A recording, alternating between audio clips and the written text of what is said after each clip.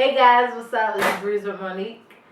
Today I have Ian with me, my fiance. He's the one that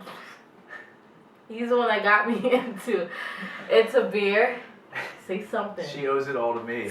I do. I really do. And I'm Monique. So today we're going to be talking about Similarly styled beers from different parts of the world, and do a little bit of a head-to-head here with the Pilsner Urquell from the Czech Republic and Miller Lite from Milwaukee, Wisconsin. Miller Lite, Pilsner, Urquell. So we just have a little bit of background information for the Miller Lite. Let's start off with this one because this is the most popular one here. Most people drink Miller.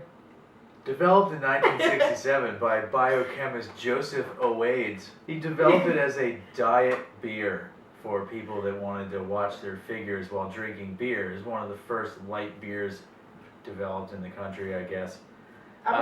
It went through a couple iterations in Chicago and then was introduced nationally in 1975, producing about 12 million barrels, I think, which increased to about 25 million barrels by 1977. So in only 2 years, it became one of the world's most popular beers, or at least one of America's most popular beers. There's only 96 calories in that. Yeah, so it's a low-calorie, light beer. Only 96 calories. Not quite as low as some of Miller's other beers, but they all kind of taste the same. It has always been in direct competition with Bud Light since it was introduced. Bud Light's been more popular. Anheuser-Busch may be about to acquire the company that owns Miller anyway, so they'll all kind of be the same very soon. It's a 4.2% pale lager, pretty average in every capacity. We're going to compare them soon, but we all know what Miller Lite tastes like.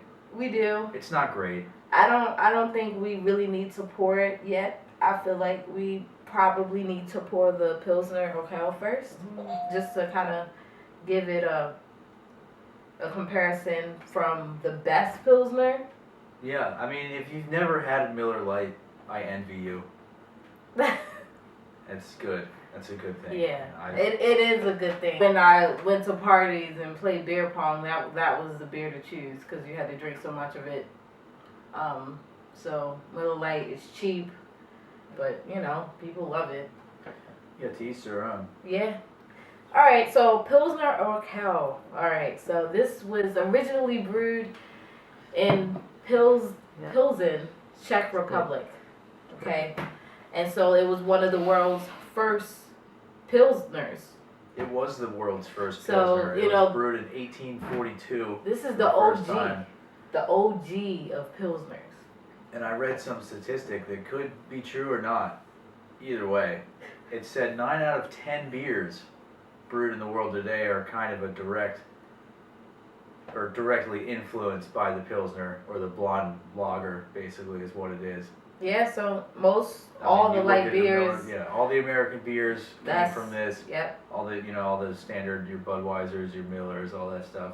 It's just pretty much a more watered down, crappier version of what Pilsner Urquell did several, decades ago. Also, interestingly enough, though, this company is now owned by SAB Miller, which owns Miller and also Foster's and Peroni and a couple other brands. So really, Miller Lite, Pilsner Urquell, brewed by the same people at this point, essentially. So keep that in mind. But it's still a better alternative to Miller Lite. Absolutely. Well, of course, because that's where it came from, right? Yeah. So I would get this before I get a Miller Lite. I mean, come on. I don't like eating the same type of ice cream all the time. I feel like people will come to my work where they have 500 beers to choose from, and they will order a Miller Lite. It's why would you do that? That is a little ridiculous. You can get a Miller Lite anywhere. So choose a Pilsner Urquell or a Lagunitas Pils or another Pilsner. Firestone Pico Pils. A lot of the American brewing companies, the craft beer companies, are making Pilsners now. So there's several options to choose from for a good Pilsner. Pilsner Urquell is good. reason we bought it is because we couldn't find any of the craft beer Pilsners at the liquor store. So that's kind of So why we got the started there. original. Yeah, we got that one. All right. But Let's try these bad boys. All right. I'm pouring into this glass. let's do it this way. Let's each have some. Yes. Let's do that. Just split it. That's a good idea. I know, I'm filled with them. Cheers. Pilsners go into a Pilsner flute, but we're drinking them out of Ball mason jars. Mason jars. Balls mason jars. Balls mason jars. We just got a big old balls wide mouth going on over here. That's what we're drinking them out of.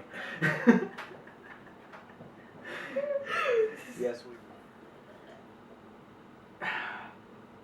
So the Pilsner Urquell, right off the bat, to me, little stankier than a Miller Lite. It's just got kind of a more, I don't know what to call it.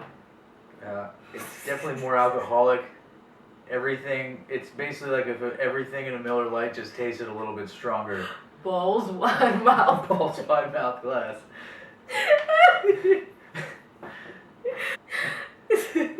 It will hold your standard 12 ounces of beer. I'm sorry. Can you go over that again? What were you saying about the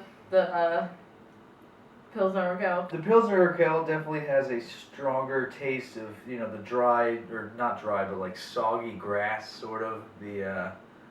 It's a weird combination of flavors. A little bit of hops in there. Not a very heavy malt characteristic at all. It's a little dry on the finish. But there's light carbonation in the beer. yes. Very light. Very little head to speak of. Exactly. So this would be better for light beer drinkers. Somebody that doesn't like a heaviness in their beer. Something that you can drink probably on a hot day. It does have more of a hot bite than, say, the Miller Lite or something. You will get a little bit of bitterness in there, but not too much. Mhm. Well, let's chug this down and let's get to the Miller Lite. All right, so next up we have the Miller Lite. It's a Miller Lite. Don't be fooled by the packaging, this cool retro throwback packaging. It's still the same beer that you don't love. So Don't love. you don't love it. No one loves it. It's okay. Has a little bit of a head. It'll if you want to get drunk, it'll do that if you drink enough of them. If you drink enough. If that's all you want, you're good to go. Miller Lite, here it is. It's kind of a pale urine colored beer. Yeah. I don't really like beers though, like urine. It's something about them just makes me feel like I'm drinking Like pee. you're drinking urine, yeah. Um, It basically smells like what your friend's house smelled like after a high school party of playing Ew. beer pong all night. It's essentially what a Miller Lite smells like to me. Can't really get over it. It's disgusting. But there are worse light beers, in my opinion. I agree. There is worse. It's not natural light, so that's good. It's also not Genesee, which is I don't easily even the think I've worst beer. heard of Genesee. Well, Genesee is the worst beer ever. I'd recommend not drinking it. It Okay. is slightly better than beer 30. So if you're gonna go down that rabbit hole, there are depths Miller to it. Lite is probably Miller the Lite's best kind of to- up towards the top. Yeah, there, exactly. All right, let's try these beers. So. Yeah, this I already tried it. Oh wow, I didn't know you tried it. But it basically tastes like nothing. It tastes like a beer. It's like water with, well, beer is mostly water anyway. Obviously, yeah. About 90% water. But this tastes like it's 90% water. It's just like a little bit of yeast was thrown in there, and Yeah, there's really a little bit of hops, no hop flavor at all that I no get bitterness, out of it. Really no characteristic flavor whatsoever. It's not malt forward. There's no hops to it. It's kind of just very light finish. Yeah, it's kind of crisp, but not really. All right, the beer of the week. The beer of the week is one of the best beers I've had within the last couple of months. New Belgium and Ben & Jerry's made a salted caramel brown ale, which is delicious. I'm not going to pour it though, maybe in another video, just to show you guys the color, explain the taste. But right now, it's our last one, and I want to save it. What do you think, Ian? Yeah, what can you say? I think it's a really good beer. It pours nice and dark. Got a lot of flavor, a lot of chocolatey notes, a lot of malt, a little bit of, fruit maybe, a little bit of cherry in there, something like that. But the Ben & Jerry's New Belgium collab is definitely good. It's better than I thought it would be. It's just a very delicious brown ale with a kind of goofy label.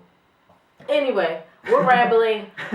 This is the beer of the week, the Ben & Jerry's New Belgium Salted Caramel Brown Ale. You guys should check it out. I'll leave some links below to their website so you can see all their other seasonal beers that you might want to try. Also, leave some comments. Let me know what beers you guys want me to try. It's something that I probably haven't covered yet.